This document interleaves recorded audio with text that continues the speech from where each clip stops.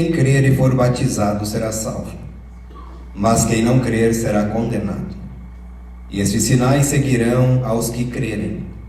Em meu nome expulsarão demônios, falarão novas línguas, pegarão nas serpentes, e se beberem alguma coisa mortífera não lhes fará dano algum. E imporão as mãos sobre os enfermos e os curarão. Ora, o Senhor, depois de lhes ter falado, foi recebido no céu e assentou-se à direita de Deus. E eles, tendo partido, pregaram por todas as partes, cooperando com eles o Senhor e confirmando a palavra com os sinais que se seguiram. Amém. Se assente, por gentileza. Eu quero nessa noite ministrar de acordo com o tema deste culto, o culto de missões, e como título da mensagem, uma igreja que vai pregando no poder do Espírito Santo. Quando vamos falar de missões, elas abrangem todos nós. A obra missionária não é só daquele homem ou daquela mulher que tem um título de missionário. Não é só daquele que está lá num outro país ou em um outro lugar fazendo a obra missionária. Missões e missionários somos todos nós. Todos nós somos missionários. Tem um escritor bem famoso, que agora eu não lembro o nome, mas ele tem uma citação muito forte, que ele diz assim, se não me engano é Spurgeon. Ele diz assim que se o cristão não é um missionário, então ele é um impostor. Porque todos nós somos chamados para fazermos missões. E nós vamos ver no início do capítulo de Marcos, capítulo 1, do versículo 14 ao 20, que tem o chamado de Jesus dos primeiros discípulos. Então Jesus ele encontra aqueles pescadores comuns, homens da lida, assim como nós, que temos o seu trabalho comum. No caso dessa ocasião, Pedro, André, Tiago e João. E Jesus vai dizer para eles, sigam-me. A ordem ela é simples, mas contém algo muito profundo. Seguir envolve relacionamento. Antes de fazer algo para Jesus, eles precisavam andar com Jesus. Eles precisavam estar com Jesus. Então a missão missionária, o meu chamado individual para fazer missões, ela vai nascer de uma comunhão íntima com Jesus. Aleluia. A maior crise da igreja moderna que nós, hoje, século 21, estamos vivendo, não é falta de estratégia em missões, porque isso nós temos muito, mas é falta de intimidade com o Senhor das missões. Há muito trabalho para Deus e pouca vida com Deus. É um problema que nós estamos vivendo como igreja hoje, contemporânea. Muita atividade para Deus, mas pouco tempo com Deus. Os discípulos, eles não mudaram o mundo porque eles eram talentosos. Eles mudaram o mundo porque passaram anos caminhando com Jesus. Um discipulado diário. Um discipulado com o maior missionário que existe, Jesus Cristo. Aleluia. Então o caminhar com Jesus fará brotar em mim uma chama missionária, um ardor por missões, um ardor pelas almas. E isso vem de uma intimidade com Jesus. O discipulado com Jesus ensinou os discípulos a serem verdadeiros missionários. Por que verdadeiros? Por causa do contexto da época. Marcos, ele vai encerrar o seu evangelho de forma triunfante. Porque agora o Cristo crucificado, ele está ressurreto. E aquele que venceu a morte entrega à igreja a sua última ordem. Não é uma sugestão, não é uma opção para alguns. É uma missão para todos os discípulos. Antes de subir aos céus, Jesus estabelece o propósito da igreja na terra: evangelizar o mundo inteiro no poder do Espírito Santo. Esse é o maior propósito da igreja na face da terra. E quando eu digo igreja, eu não estou falando de estrutura física, eu não estou falando dessa estrutura patrimonial, eu estou falando de você, estou falando de mim. Nós somos o corpo místico de Jesus na terra, somos a igreja, e é conosco que o Senhor conta para nós evangelizarmos, para cumprirmos a nossa missão terrena. Não faz sentido eu ser resgatado por Jesus e não ter fome de anunciar Jesus para os demais. É muito egoísmo da minha parte querer o céu apenas para mim e me esquecer do próximo que está ao meu lado. O texto que nós lemos nos apresenta 3 verdades fundamentais para a obra missionária. Primeira verdade: a missão, ela é universal. Ide por todo o mundo e pregai o evangelho a toda criatura. Ide no grego significa literalmente indo, colocando-se a caminho. A ideia do texto não é permanecer parado. Jesus estava dizendo para os discípulos irem. Irem é uma expressão que quer dizer, vocês não podem ficar parados. O evangelho nunca foi planejado para ficar dentro de 4 paredes. A igreja, ela nasceu em movimento. E muito me alegrei com este projeto, qual o pastor mencionou, Lucas 15, que estarão indo para as ruas pregar o evangelho. É isto que Jesus quer. Este é o propósito da igreja. Esse é o meu propósito e é o teu propósito. Quando Jesus diz ide, Ele está querendo dizer para mim e para você: aonde nós estivermos, nós estamos indo. Então pregue o evangelho. Fale de Jesus para as pessoas. Mesmo que você não saiba o que dizer, conte a sua vida. Conte o que Jesus fez para você. Não existe maior testemunho do que você.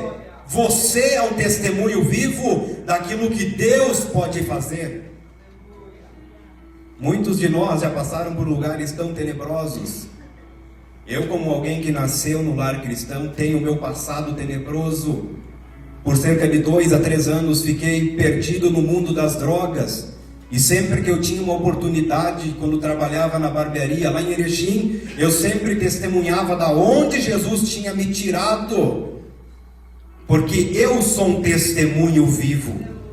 Então não é desculpa para nós, eu não sei pregar. Você sabe contar da sua vida, conte aquilo que Jesus fez por você. É a maior da sua pregação.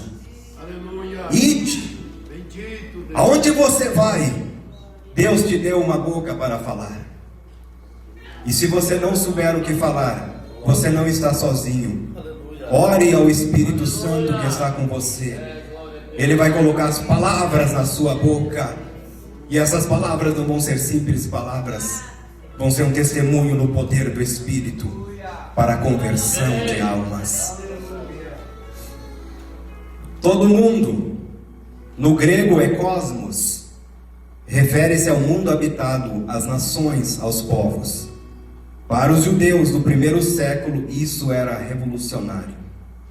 Jesus quebrou um paradigma muito grande quando ele fala para os discípulos: ide por todo o mundo. Porque para o judeu nato, a palavra de Deus não era para todo mundo, era só para eles. E agora Jesus está mandando eles saírem de Jerusalém. Agora Jesus estava dizendo para eles: o mundinho de vocês terminou. Agora toda a terra é o mundo onde vocês vão alcançar com o evangelho. Eles cresceram acreditando que as promessas divinas pertenciam prioritariamente a Israel. Agora Jesus rompe todas as fronteiras, fronteira geográfica, fronteira cultural, fronteira linguística e fronteira étnica, porque o Evangelho, ou Jesus, é para todos. Na época de Jesus, o Império Romano, ele dominava o mundo conhecido. Havia as estradas romanas conectando cidades e regiões, que era chamada Pax Romana, e isso permitia maior circulação de pessoas. O grego, que era a língua da época, o grego koiné, que era o grego comum, ele era a língua internacional. Então nós vemos com isso que Deus preparou todo o cenário histórico para que o Evangelho se espalhasse rapidamente. Assim como Deus preparou aquele mundo, aquele sistema, aquela época, Ele continua preparando este hoje. Por quê? Porque hoje nós temos internet, porque hoje nós temos aviões, porque hoje nós temos redes sociais. E quando eu vejo isto, e quando eu vejo para os dados de missões, e quando eu olho para Atos dos Apóstolos, eu penso: Senhor, aonde nós estamos falhando? Eles não tinham internet, eles não tinham aviões, eles tinham disposição, e eles viraram o mundo de ponta cabeça. Com aproximadamente 120 no cenáculo, depois daquele dia toda a terra nunca mais foi a mesma.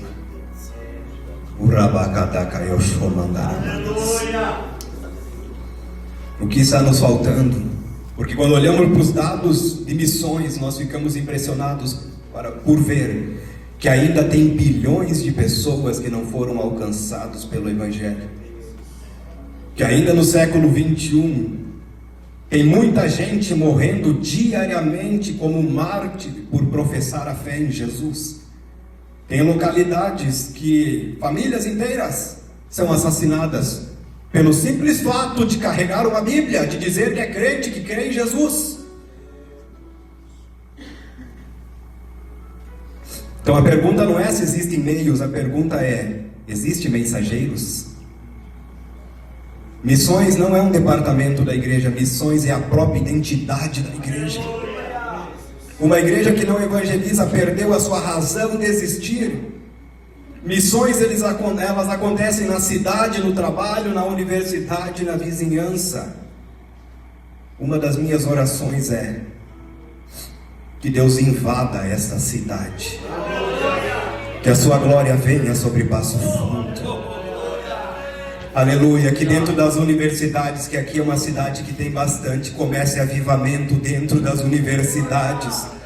Que dentro do hospital comece a acontecer curas e as pessoas sendo batizadas com o Espírito Santo nos quartos.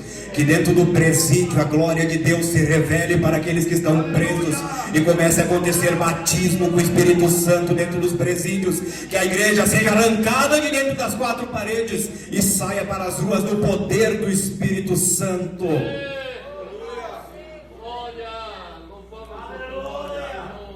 Eu fico impressionado quando eu falo com alguém, e às vezes a conversa é de meia hora, uma hora, ele não toca no nome de Jesus, ele não fala da palavra, ele não fala do sentimento que tem de ganhar almas, e essa pessoa às vezes crente. Eu penso, onde está o coração desse ser humano? Será que ele não olha para os perdidos, para os valados? Será que ele não olha para uma cidade que está debaixo de uma maldição divina e que precisa ser alcançada por Jesus? Porque às vezes missões não estão no coração de muitos. E pensamos em missões apenas naquele que está lá longe. E graças a Deus que essa igreja sustenta muitos missionários. Que Deus multiplique, triplique, que Deus faça o mundo ser conhecido pela igreja de Passo Fundo. Mas ainda tem muito a ser feito aqui também. E Deus não vai mandar de fora alguém para cá, Deus vai usar você. Somos nós que vamos impactar essa cidade com a nossa pequenez, com a nossa vida, com os nossos jeitinhos. Não jeitinho falando de pecados, o nosso jeitinho, a nossa maneira de viver. É o nosso jeito de ser, o nosso emocional, a nossa vida. Nós como seres humanos, Deus vai usar você desse jeito que você é para trazer impacto para dentro da sua casa. O segundo ponto, a mensagem do Evangelho da salvação. Quem crer e for batizado será salvo. Quem, porém, não crer será condenado. Crer não significa apenas acreditar intelectualmente. Crer significa confiar, entregar-se. É uma fé que produz transformação, porque o crente que não tem uma vida transformada pelo Evangelho, ele é um lobo dentro da igreja. Quem crer e for batizado será salvo. Esse crer aqui tem o sentido de uma mudança radical na sua vida. Eu fico impressionado quando vejo alguém que está há anos e anos na igreja, e eu digo igreja, aquele que frequenta os cultos, e não é transformado pela palavra. Continua mentindo, continua roubando, continua sendo trapaceiro, continua fazendo um monte de coisa errada. Como que pode um ser humano assim, dentro de uma igreja, ouvindo todos os domingos a palavra de Deus, e não se deixar ser moldado pelo Espírito Santo? A gente precisa aprender uma coisa: nós somos seres humanos cheios de defeitos, e não tem ninguém melhor do que o Espírito Santo para nos transformar, usando a palavra de Deus. Então, quando nós ouvimos a palavra de Deus, nós não devemos pensar que essa palavra é para o irmão do lado, mas sim é para nós, na forma individual. O Espírito Santo está falando comigo hoje, Ele está falando com você hoje. A gente precisa ser transformado pelo poder dessa palavra, para que o mundo possa olhar para nós e ver Jesus em nós. Se você cumprir essa missão, você cumpriu o seu propósito. Porque quando Jesus manda fazer discípulos, os discípulos não eram para se espelhar nos discípulos, os discípulos eram para se espelhar em Jesus. Porque o discípulo, pelo passar do tempo e pelo caminhar com o discipulador, vai se tornar parecido com o discipulador. Eu e você, como caminhamos com o maior de todos os discipuladores, que é Jesus, se no passar do tempo nós não ficarmos mais parecidos com Jesus, nós estamos perdendo tempo. Porque a ineficácia não é de Jesus em poder nos transformar, a ineficácia é em nós, em deixarmos Ele nos transformar. Não existe ninguém mais inteligente, mais sábio e mais conhecedor de nós do que Ele. Então a gente precisa abrir o coração diante do Senhor e dizer: eu preciso ser transformado nessa área, nessa área, nessa área. E a gente precisa fazer de Jesus o nosso confidente. Abrir o coração sem rodeios. Você não precisa chegar diante de Jesus e fazer aquela oração: ó Deus. Você precisa chegar diante dele e dizer: Senhor, eu não consigo. Se o Senhor não me ajudar, não vou conseguir. Faça dele o seu amigo. Não trate ele como alguém que está distante, porque ele não está distante de nós, ele está aqui conosco. Está hoje, amanhã vai estar também. Se você está feliz, se está triste, Ele está ali com você também. Ele não te deixa porque você mudou de humor, e Ele não te abandona porque você pecou, porque Ele sabe que a gente peca. Ele está ali conosco, nos dando força para a gente continuar caminhando. O discipulado com Ele, se não nos mudar, então nós estamos falhando. Agora o ponto crítico nesse texto é: será salvo. O verbo relacionado à ideia de salvação quer dizer resgate, libertação e restauração. A salvação bíblica, ela alcança o homem por inteiro, espírito, alma e corpo. O problema de nossos dias é que muitas igrejas têm substituído o evangelho por autoajuda, por evangelho da prosperidade, por motivação e por entretenimento. Mas a missão da igreja continua sendo anunciar arrependimento, cruz, ressurreição e perdão dos pecados. Hoje pela internet se vê um monte de lugares por aí entretendo bodes. Muitas vezes homens que assumem um altar que tem o título de pastor, mas o título foi dado por um homem, não veio do céu. Traz sobre a igreja entretenimento, porque se não fizer entretenimento, a igreja esvazia. Porque não conseguem sustentar pelo poder da palavra, porque eles não dão o exemplo da palavra.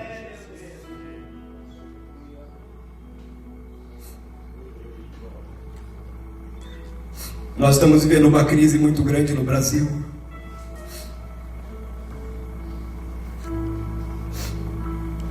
Onde o Espírito Santo tem sido expulso de muitos lugares. E onde as pessoas se reúnem para falar de Jesus, mas o que elas querem é entretenimento, elas não querem Jesus. Elas vêm porque elas se sentem mais leves, porque sai um pouco do peso dos seus pecados que estão sobre elas, mas elas não estão salvas. Aquilo é um paliativo. E estamos vivendo uma crise muito grande no Brasil disto. Hoje muitas igrejas muito grandes, não todas, mas muitas igrejas muito grandes, se você observar o que está sendo ministrado é autoajuda. Não é ajuda do alto. Não é palavra de arrependimento, é palavra de prosperidade. Colocando Deus contra a parede, como se Deus fosse obrigado a fazer alguma coisa.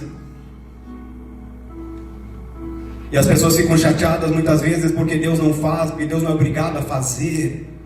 Então elas pulam de igreja para igreja, porque elas nunca tiveram um encontro real com o Senhor, para entender que Ele não precisa falar o que Ele faz, Ele não precisa mudar, se Ele não quiser, Ele continua sendo Deus. E somos nós que precisamos dEle, não Ele que precisa de nós.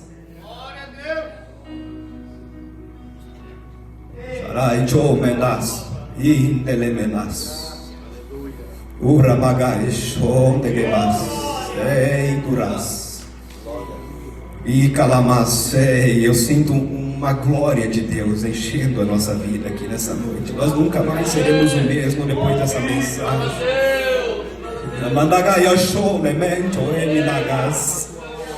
Ai do rebaixo minagas.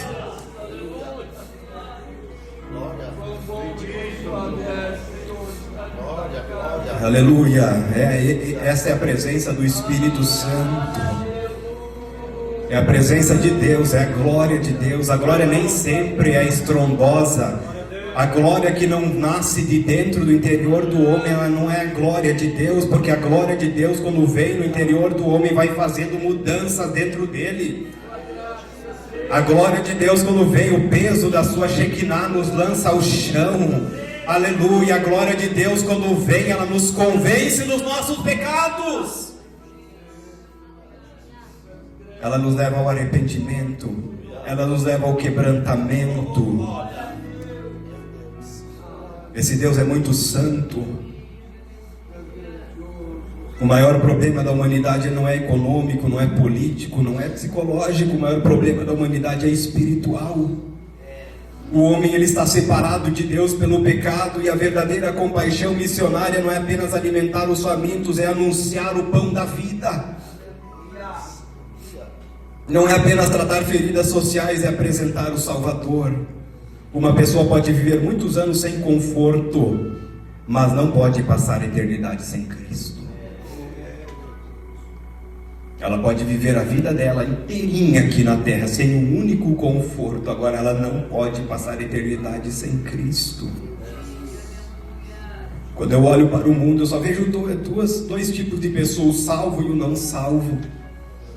Não existe o meio termo, não existe purgatório, não existe sono da alma, não existe essas coisas. Existe céu e inferno, ou a pessoa vai para o céu, ou a pessoa vai para o inferno. Quando nós olhamos para a sociedade, quando você olha para o seu vizinho, quando você olha para qualquer pessoa, você precisa ter a consciência que aquela pessoa, se morrer, ou ela vai para o céu, ou ela desce para o inferno. E às vezes essa verdade some da nossa mente. E a gente vem para a igreja e pede para o Senhor, Senhor, me enriquece, me dá isso, me dá aquilo.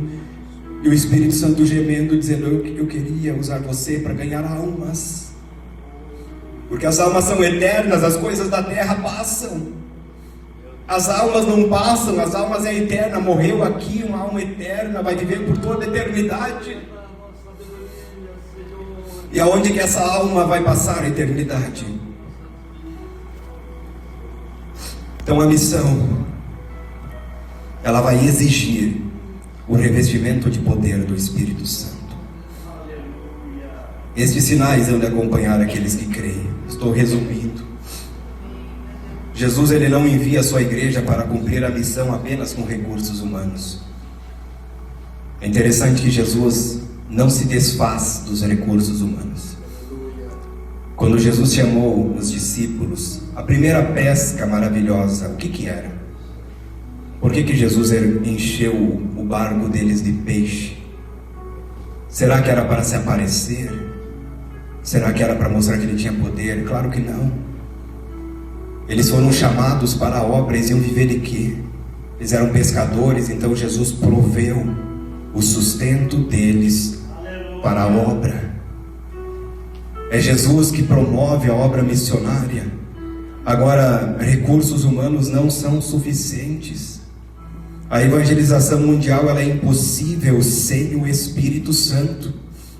O significado dos sinais aqui na palavra grega é semeia, que significa evidências, marcas que apontam para uma realidade maior.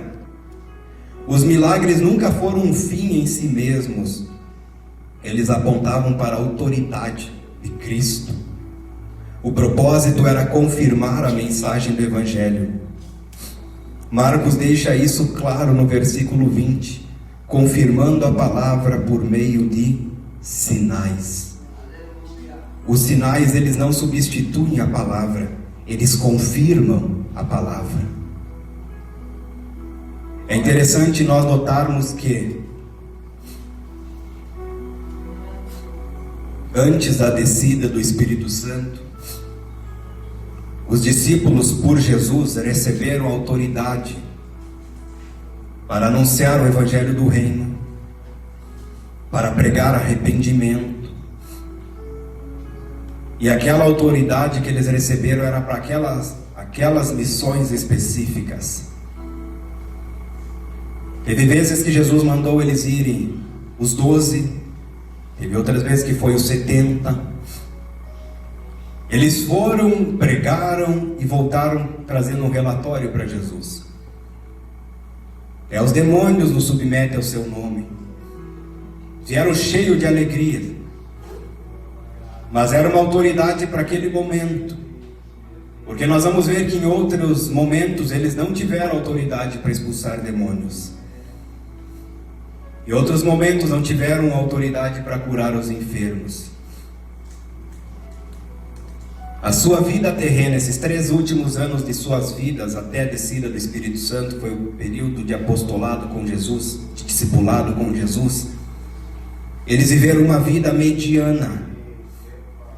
Uma hora eles queriam Jesus, outra hora eles estavam em dúvidas. Quando Jesus mora, então, a maioria deles se afasta, voltam às suas atividades, abandonam o ministério, abandonam tudo. Porque eles não tinham ainda o Espírito Santo dentro deles. Agora a gente vê a grande mudança em Atos 2. Em Atos 2, quando o Espírito Santo desce, e agora o Espírito Santo não vem mais sobre, como era no Antigo Testamento. Agora o Espírito Santo entra dentro deles. E o interessante é que eles foram chamados para proclamar a mensagem. E o Espírito Santo vem em forma visível sobre eles como uma língua de fogo. Porque nada mais simbólico de uma língua para um chamamento para proclamação. Proclamação é falar. E todos aqueles que falam em nome de Deus precisam ter uma língua de fogo. Essa é a grande virada daqueles discípulos. Eles receberam o Espírito Santo agora dentro deles. E agora aquela obra que eles faziam de uma forma tão sem autoridade em vários momentos, agora eles são capacitados pelo Espírito Santo de uma forma interessante, de uma forma poderosa. Marcos termina aqui, como eu li com os irmãos, mas Lucas vai complementar essa verdade, porque ele vai dizer: antes da ascensão, Jesus disse: permanecei na cidade até que do alto sejais revestidos de poder. A palavra poder aqui é dunamis, que daí vem a palavra dinamite. Imagina então, refere-se à força sobrenatural de Deus operando através do crente. Em Atos 1:8, Jesus declara: recebereis poder ao descer sobre vós o Espírito Santo, e sereis minhas testemunhas. Agora observe a ordem: não é testemunhas e depois poder, mas poder e então testemunhas. A igreja primitiva compreendeu isso de uma forma fantástica. Por quê? Porque Pedro, antes da descida do Espírito Santo, negou Jesus diante de uma criada. Pedro, que era o valentão, que cortou a orelha de Malco, que dizia para Jesus: Jesus, se for necessário eu morro contigo, no momento do aperto. E é nesse momento que se revela o nosso real cristianismo. No aperto. É quando a gente está diante da morte, é quando a gente está diante de uma situação irreversível, é quando a gente é afrontado de verdade. É ali que se revela a minha fé, é ali que se revela o meu caráter. E Pedro demonstrou fraqueza extrema, se achava o forte, mas diante da luta se mostrou quem ele realmente era. Diante de uma criada, negou Jesus, porque o Espírito Santo não estava dentro dele ainda. Agora nós vamos ver que depois do Pentecoste, Pedro ele vai enfrentar uma multidão. Em 2 pregações, ele ganha milhares de pessoas para Jesus, porque ele recebeu uma língua de fogo. O que mudou? O Espírito Santo. Os discípulos, eles eram simples, eles eram sem influência política, eles eram sem recursos financeiros, eles eram sem exércitos e sem tecnologia, mas eles tinham o Espírito Santo. E em poucas décadas o Evangelho alcançou todo o Império Romano. Hoje nós temos prédios maiores, tecnologia melhor, recursos abundantes, mas frequentemente dependemos menos do Espírito do que a igreja primitiva. A obra missionária não avança apenas por estratégias, por marketing, por organização. Tudo isso tem valor, mas nada substitui a unção do Espírito Santo. A igreja precisa voltar, igreja eu digo de modo geral, mas de modo individual. A igreja precisa voltar ao altar, voltar à oração, voltar ao jejum, voltar à dependência do Espírito Santo, porque missões não são realizadas por talentos humanos, são realizadas pelo poder de Deus. Nós precisamos aprender a orar novamente, porque nós sabíamos no passado. Quando nós estudamos a história do cristianismo, dentro dos períodos de avivamentos, dentro dos homens e mulheres que marcaram gerações pela sua fé e devoção a Deus, nós temos um homem chamado George Miller. Esse homem passava 3 a 5 horas de oração por dia. George Miller cuidou de milhares de órfãos na Inglaterra sem pedir dinheiro a ninguém. Ele apresentava suas necessidades somente a Deus em oração e registrou mais de 50.000 respostas às suas orações ao longo da vida. Sua fé e dependência de Deus continuam inspirando cristãos até hoje. 3 a 5 horas de oração por dia. E ele sustentou milhares de pessoas, de crianças, de órfãos, sem pedir nada para ninguém. Homem de oração. John Hyde, 4 a 8 horas de oração por dia. Conhecido como Hyde, o homem da oração, foi missionário na Índia. Frequentemente passava noites inteiras intercedendo pelas almas perdidas. Seu ministério foi marcado por profundo amor pelas pessoas e grande poder espiritual. Se você não leu o livro John Hyde, O Homem que Orava, você precisa ler. Esse homem foi consultar um cardiologista. O cardiologista olhou os seus exames, disse: não é possível, o seu coração está do outro lado. O intérprete que estava com ele, seu companheiro de oração, olhou para o médico e sorriu, porque sabia o motivo do coração de John Hyde estar do outro lado. Aquele homem gemia pelas almas, aquele homem chorava pelas almas, e a oração, ela é angustiante. Quando você passa 2, 3, 4 horas de joelhos na presença de Deus, você vai começar a sentir a dor de Deus. Você vai começar a ouvir os gemidos do Espírito pelas almas. Isso vai te causar agonia, vai te angustiar. Os teus sentimentos serão abalados, porque você vai começar a receber as dores de Deus, porque Deus vai ter encontrado na terra alguém onde Ele possa compartilhar as suas dores. Aleluia! Vivemos um tempo onde as pessoas querem orar 5, 10 minutos e mover os céus. Não vai acontecer. Se nós não enfrentarmos a luta, que é uma batalha, passar 3, 4, 5 horas em oração, porque você na primeira hora só luta com você mesmo. Os céus ainda estão fechados. Você não começa a guerrear nas regiões celestiais com pouco tempo. Você não começa a combater nas regiões celestiais com pouco tempo. Veja que quando Jesus foi escolher os 12, passou a noite inteira em oração. Daniel Nash, 6 a 8 horas por dia. Ele foi o principal intercessor dos avivamentos conduzidos por Charles Finney. Enquanto Finney pregava, Nash geralmente permanecia em um quarto orando intensamente, às vezes dias inteiros. Muitos acreditam que os grandes avivamentos da época foram sustentados por sua oração.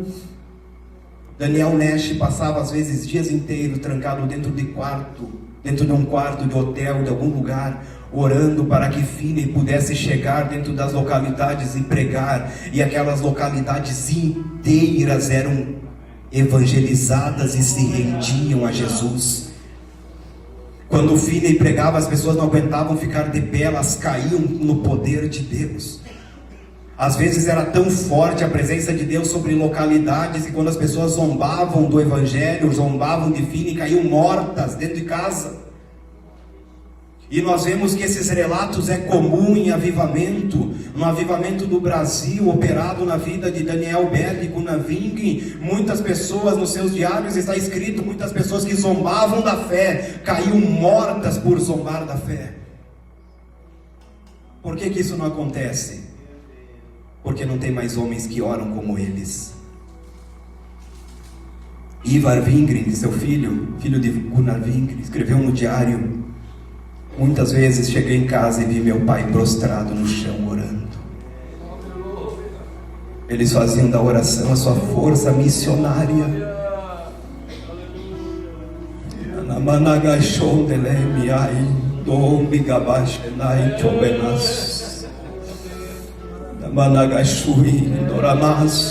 Manás, quanto tempo que você não ouve mais o Espírito Santo? Talvez ele está te acordando nas madrugadas, você vira para o lado e dorme.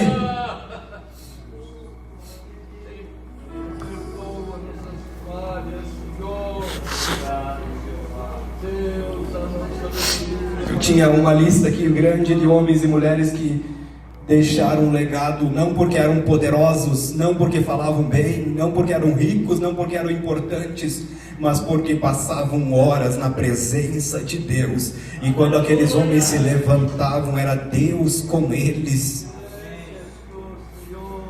Se nós quisermos fazer missões, ficamos em pé. Nós precisamos voltar a depender do Espírito Santo. Quem opera os sinais é o Espírito Santo. Quem cura é o Espírito Santo. Quem batiza com o Espírito Santo é o Espírito Santo. Quem distribui dons na igreja é o Espírito Santo. Quem opera os sinais poderosos de libertações é o Espírito Santo. Quem nos chama para a intercessão é o Espírito Santo. A gente precisa aprender a ouvir a voz do Espírito Santo. Quando você sente vontade de orar, não é você e não é o diabo, é o Espírito Santo.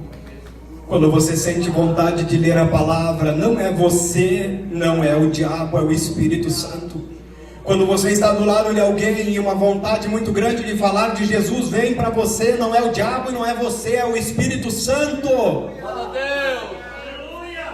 Fala a Deus! Muitas vezes entristecemos o Espírito Santo, achando que vamos entristecer com grandes pecados. Nós o entristecemos muito com grandes pecados, mas nós também entristecemos Ele muito quando nós resistimos à sua voz, quando nós não damos ouvidos para os seus comandos, quando nós fizemos que Ele nem existe. Vamos se lembrar dele no culto de domingo à noite. O Espírito Santo é Deus, Ele é sensível. E Ele está aqui conosco nessa noite, despertando em nós o nosso chamado missionário. Culto de missões é para despertar em nós a nossa chama por missões. Às vezes missões transculturais, mas em primeiro lugar missões familiares. Quando você tem um tio, tem uma tia, quando tem um primo, quando tem alguém que está longe de Jesus, para que você possa orar, possa jejuar, possa gastar o seu tempo em oração, pedindo que Jesus venha alcançar essa alma, para que Jesus possa alcançar a tua família. Quando você vai aos pés do Senhor e gasta tempo ali aos pés dele pedindo: Senhor, eu não vou mais ficar em paz até não ver a minha família salva. Eu não vou mais dormir direito, não vou mais comer direito. Eu vou fazer tudo o que for preciso para ganhar a minha família para ti. Isso é missões. E eu quero fazer um convite para você, que se Deus tocou no teu coração, não com a palavra, porque Ele tocou em todos com a palavra, mas se Deus tocou de forma diferente, e que você precisa receber nessa noite uma chama por missões, você precisa ser empoderado pelo Espírito, porque você tem alguém na sua casa que precisa ser alcançado pelo Evangelho. Não é a tua eloquência, não é a tua sabedoria, não é nem o teu grau de familiaridade que vai ganhar essa pessoa para Jesus, é o Espírito Santo em você. E se você precisa, então vem aqui para frente, porque nós vamos orar com esse objetivo, para que venha sobre você revestimento de poder do alto, para que você seja um agente missionário de Deus, dentro da sua casa, no seu trabalho, na escola, onde você estiver, você precisa fazer missões. Eu vou dar tempo para você vir. Eu aprendi que o Espírito Santo é sensível e que nós não precisamos forçar. É Ele que faz. Às vezes forçamos, as pessoas vêm, mas não são transformadas. Elas precisam vir pelo Espírito Santo, para que elas sejam transformadas por Ele. Aleluia.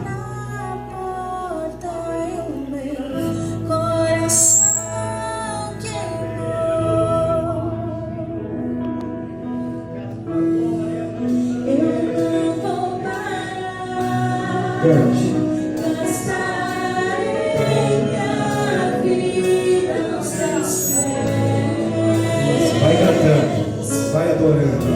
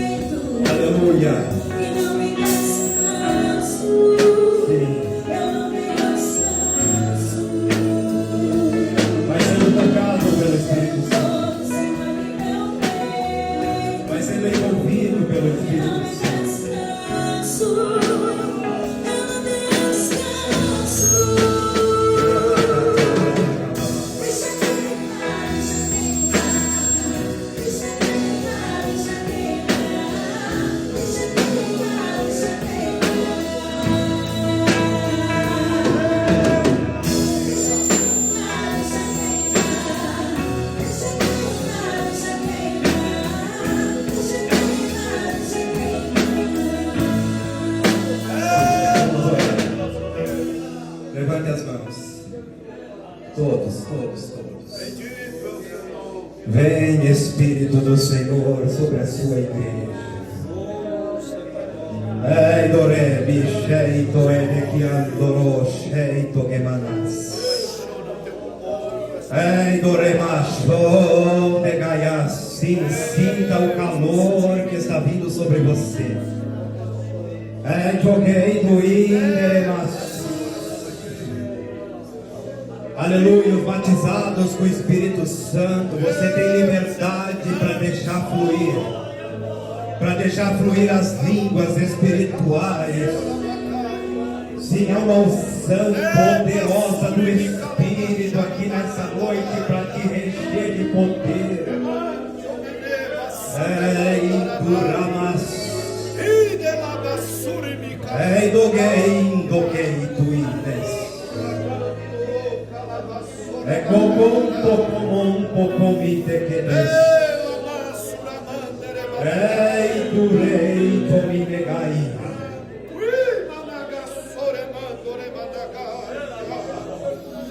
Querido Espírito Santo, adore ao Senhor, adore. Enquanto você vai adorando, uma chama muito grande vai acendendo no teu coração. Enquanto você vai adorando, enquanto você vai liberando palavras, você nem percebe, mas o Espírito Santo vai te envolvendo. Enquanto você vai adorando e liberando palavras, você vai sendo envolvido pela glória de Deus. O céu começa a se manifestar para você. O calor do Espírito Santo começa a se manifestar na sua vida. E esse calor, ele vai atingindo os seus familiares lá na sua casa. Lá onde eles estiverem, o Senhor está tocando lá também. Meu Deus. Ai,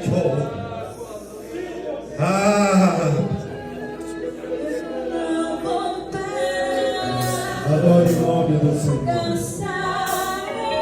Dê lugar ao Espírito Santo. É tempo de nós começar a ouvir o gemido das almas. É tempo de Deus nos dar compaixão por aqueles que estão caminhando a vossos lábios para o amor. Receba com paixão missionária esta noite. Receba um novo coração que ame vidas. Receba um novo coração que sinta a dor do pecador, que se mova de íntima compaixão por aqueles que estão se perdendo neste mundo de pecado.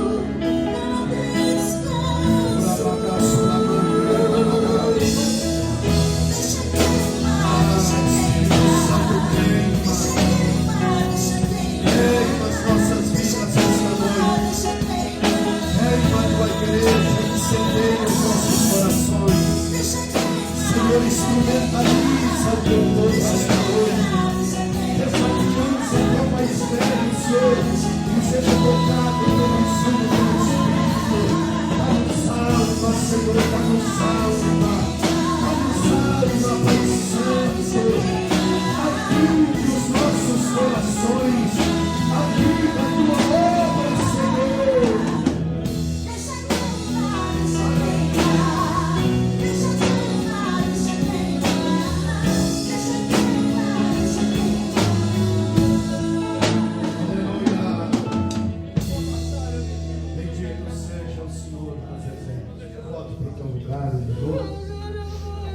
Aleluia, bendito seja o Deus. Aleluia.